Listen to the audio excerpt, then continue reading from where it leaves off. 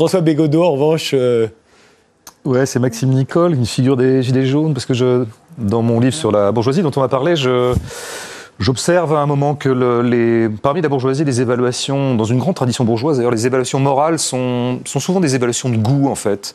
Les jugements dits moraux ou politiques sont des jugements de goût, comme s'ils étaient sous-tendus par des jugements de goût. Et donc, à ce Maxime Nicole, qui est un peu une figure repoussoir pour la bourgeoisie du moment, hein, c'est un peu le mauvais gilet jaune, lui, c'est vrai qu'on peut lui reprocher explicitement... Et c'est un roux, d'ailleurs. Oui, tout à fait. Comme Daniel Cohn-Bendit était un roux aussi en mai 68. Ça lui a été suffisamment reproché, d'ailleurs, d'être roux, parce que ça faisait un peu germano, etc. Mais oui, on peut lui reprocher certaines sorties un peu douteuses qu'il peut avoir, on peut lui reprocher peut-être ses prises de position, peut-être la violence à laquelle il appelle. Moi, je pense qu'en dernière instance, ou plutôt en première instance, ce qui embête un peu ce que j'appelle les bourgeois par rapport à des figures comme Maxime Nicole, c'est qu'il est faute de goût, il est mauvais goût, et notamment sa casquette. Sa casquette, ça fait partie. Ça, c'est très prolo, ça. Ou alors ça, c'est très classe moyenne. C'est très province. C'est très périphérique, ça. Et c'est pour ça que la bourgeoisie, à votre avis, ne l'aime pas ? Je pense que ça fait partie, disons, de la chimie de sa répulsion envers des figures comme Maxime Nicole, mais d'autres gilets jaunes. C'est-à-dire qu'on a vu quand même apparaître médiatiquement et ont acquis une certaine visibilité des gens qui ne sont pas dans les radars du goût contemporain, quoi. Hein. Ils ont leur esthétique à eux, leur parler à eux. Tout ça, c'est du parler populaire, en fait. Hein. Et donc, je pense que de ce point de vue-là, la bourgeoisie n'a pas changé. Elle reste toujours quand même assez dégoûtée, au sens littéral, par les classes populaires. Eh bien, on va en parler tout de suite en parlant de votre livre.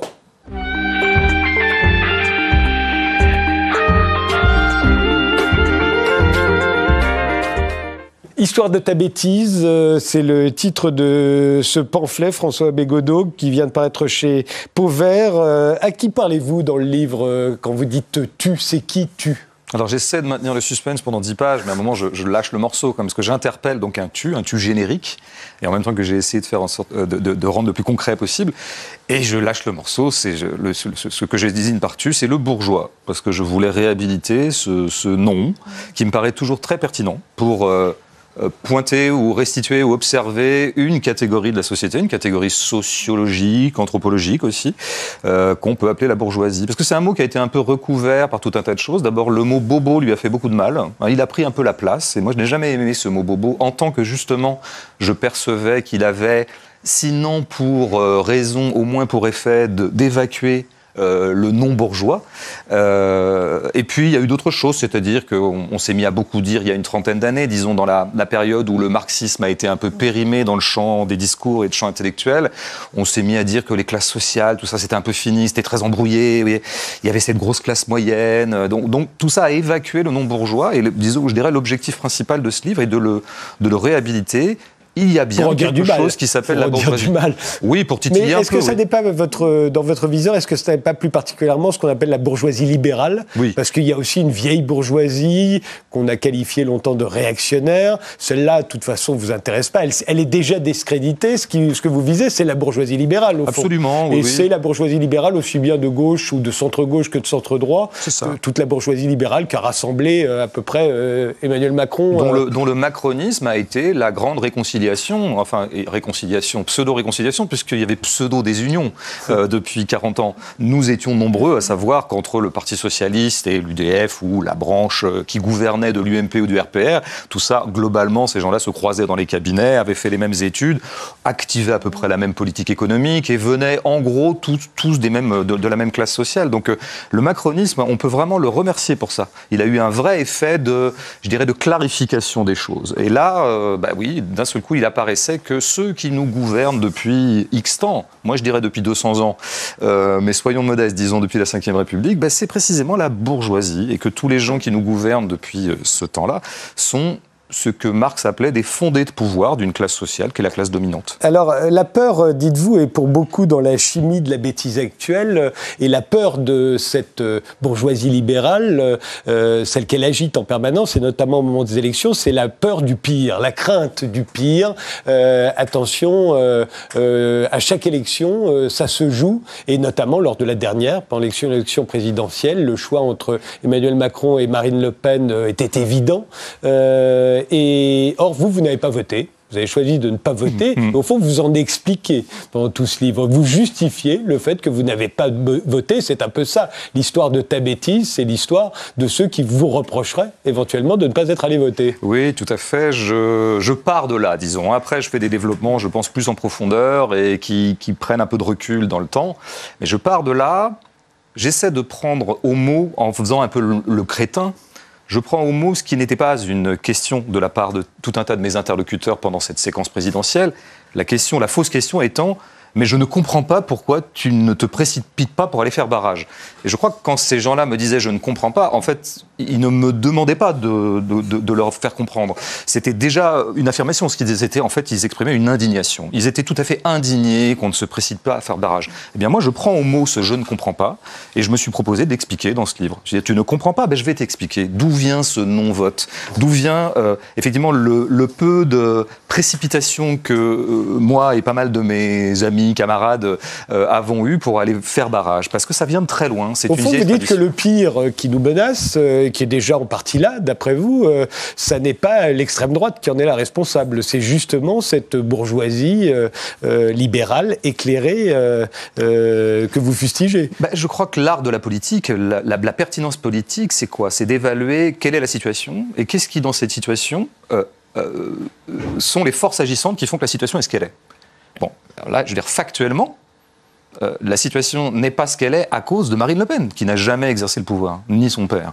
Donc la situation est ce qu'elle est. Si des gens se lèvent, pour certains, à 6 h du matin pour aller bosser, pour un salaire de misère, et pour se faire humilier, emmerder par leur manager, je pense que Marine Le Pen n'y est pour rien. En revanche, ce système qu'on pourrait appeler le capitalisme, le libéralisme, bon, il faudrait une nuance entre les mots, alors il y est beaucoup pour quelque chose. C'est-à-dire que l'agressivité managériale qui s'est beaucoup répandue dans le monde du travail depuis 20, 30, 40 ans, vraiment, c'est pas du tout le fascisme, ça. Ou alors peut-être on pourrait dire que c'est peut-être une augure du fascisme qui vient, parce qu'il y a un glissement autoritaire de cette bourgeoisie libérale.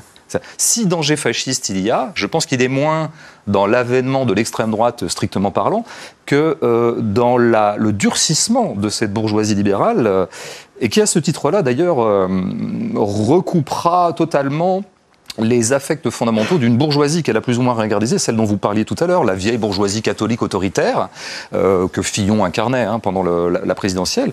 Je pense que dès que la bourgeoisie libérale a un peu peur, dès qu'elle est soumise à une contestation qui l'effraie un petit peu quant à la pérennité de son ordre, alors elle reprend très très vite des réflexes autoritaires qu'on pourrait appeler actuellement pré-fascistes. Mais vous allez même plus loin, vous dites qu'il y a un véritable numéro de duettistes qui s'est mis en place, à la fois entre l'extrême droite et cette bourgeoisie libérale, mais aussi entre la même bourgeoisie libérale et capitaliste, avec le populisme par exemple, oui, ou avec le complotisme.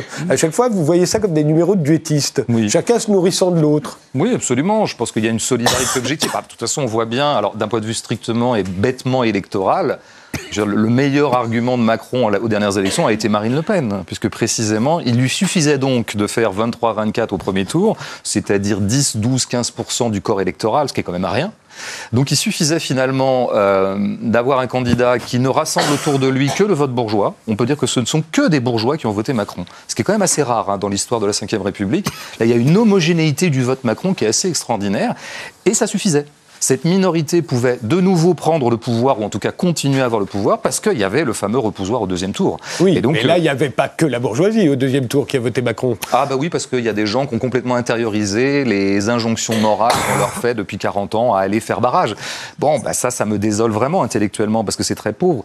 En dernière instance, mon livre parle de la bêtise de la bourgeoisie, et je crois que j'essaie de faire une généalogie de sa bêtise. Comment se fait-il qu'ils soient si bêtes, alors qu'ils ont des cerveaux tout à fait performants? Ça, c'est quand même un vrai mystère que j'essaie d'élucider. Et une des choses qui me paraît la cause de leur bêtise, c'est qu'ils se sont habitués à restreindre les problèmes au minimum syndical de la pensée. Parce que si vous voulez que le tout de l'opinion politique depuis 40 ans consiste à dire que le système dans lequel on vit n'est pas génial, mais il y a pire, bah, si vous voulez, c'est faible intellectuellement. C'est très très faible en fait. On peut adhérer à cette position. Vous remarquerez qu'il vous rétorque exactement la même chose. C'est-à-dire qu'il reproche justement aux populistes, au peuple parfois, de ne pas voir plus loin que ses propres intérêts immédiats, de penser qu'en se repliant sur soi-même, tout ira mieux. Oui, mais moi je me situe sur le... On pourrait discuter de ça, mais je me situe sur le plan intellectuel, le plan de la pensée. Hein. Alors si vous regardez par exemple dans l'offre de pensée qu'on a depuis très longtemps, moi je pense... Bon, ben, finalement, enfin là je parle en tant que lecteur, hein, en tant que très attiré moi-même par la pensée. Là où il y a une pensée, je suis toujours heureux de la découvrir. Je trouve qu'il y a un pan du champ politique où ça pense beaucoup, c'est le pan, je dirais, de droite radicale. On a de grands écrivains dans ce domaine-là. Je veux dire, Chateaubriand est quelqu'un qui serait... je veux dire, un réactionnaire maintenant. Bon, ça, c'est sûr. Il l'était déjà à l'époque, donc il le serait a fortiori maintenant. Bernanos aussi, un de mes écrivains préférés. Là, vous avez quand même un pan très faible. Qualifié de réactionnaire. Oui, voilà. Même Maurras a des pages tout à fait passionnantes, que je réfute presque catégoriquement, si vous voulez. Mais c'est des pages passionnantes. Vous avez de l'autre côté la gauche critique. La gauche radicale, la gauche critique, la tradition anarchiste, la tradition marxiste. Que de textes extraordinaires. Que de textes extraordinaires.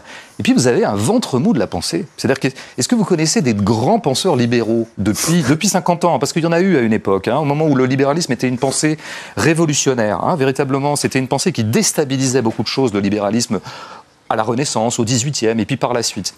Mais depuis 50 ans, c'est le ventre mou. Or, ces gens-là refusent de lire la gauche radicale et ils refusent de lire Maurras, Bernanos, parce qu'il a dit des choses sur l'antisémitisme et tout un tas d'autres gens. Ces gens-là s'interdisent d'aller considérer ces pensées consistantes. Vous avez un auteur moi, je peux pas, je suis neutre, mais vous... J'ai lu Bernanos. Non, des auteurs de la pensée libérale depuis 50 ans. Je crois qu'il y en a eu quelques-uns. Maintenant... Généralement, on cite Raymond Aron. Ben voilà, mais pardon, hein, mais Raymond Aron, ce qui m'a toujours frappé chez lui, Raymond Aron a peut-être complètement raison, face à Sartre par exemple, c'est pas mon opinion, hein, mais je veux bien considérer qu'il ait pu avoir raison d'un certain point de vue. En revanche, ce qui est tout à fait évident, c'est que c'est un écrivain 100 fois moins bon que Sartre. Et qu'il est surtout... c'est pareil, si vous voulez, c'est quand même pas des livres absolument passionnants, les livres de Revel, avec tout le respect que j'ai pour lui. Enfin, je veux dire, il faut quand même remettre les choses à leur échelle réelle, quoi. Mais pour avancer, vous dites que cette bourgeoisie libérale est un fait idéologique total. Hein, et son mot d'ordre, c'est tout sauf les classes. Elle ne veut pas voir les classes sociales, mais elle ne veut pas voir non plus la vie. Elle ne veut pas voir le conflit. Ce serait ça, au fond, qui la caractériserait ? Oui, c'est très frappant dans le macronisme notamment, mais c'est, encore une fois, le macronisme ne fait que mieux donner à voir ce qui a toujours été là. Je pense que ce que la bourgeoisie, en tant que classe qui domine et que le classe qui a le pouvoir, a tout à fait besoin de réfuter, ou en tout cas d'occulter, d'escamoter, c'est la conflictualité profonde du champ social. Le corps social est toujours un champ de force conflictuel et antagonique. Ça, c'est comme ça que se structure une société, c'est par l'antagonisme, par la contradiction, le bourgeois a toujours intérêt à faire peser l'idée que non, en fait, nous sommes tous embarqués dans le même bateau, les soutiers comme les capitaines, et tous ensemble, nous allons produire un effort commun pour, par exemple, développer l'économie, des choses comme ça. Non, pas du tout.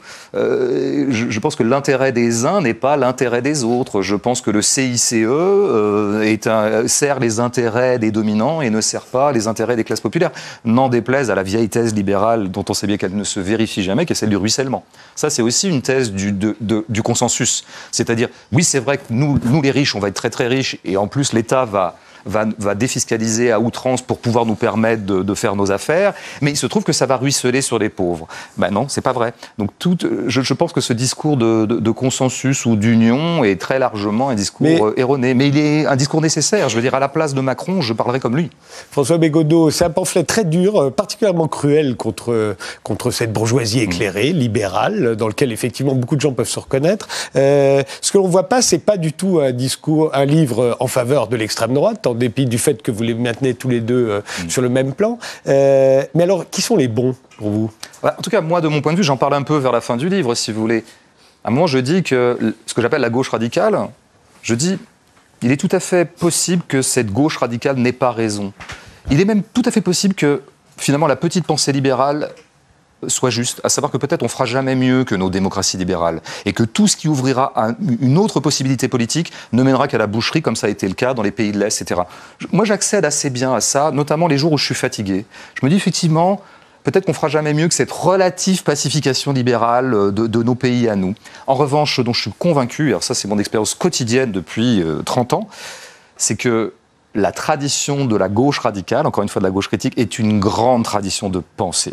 Et en matière de pensée, alors là, vous avez les textes, vous avez une inventivité conceptuelle et une inventivité politique tout à fait extraordinaire et qui dure encore maintenant parce qu'il y a une vraie vitalité de la gauche critique en ce moment. Donc, moi, je ne sais pas si j'ai une alternative politique et je ne suis pas sûr d'ailleurs que ce soit mon rôle que de la définir, mais en tout cas, je sais où ça pense.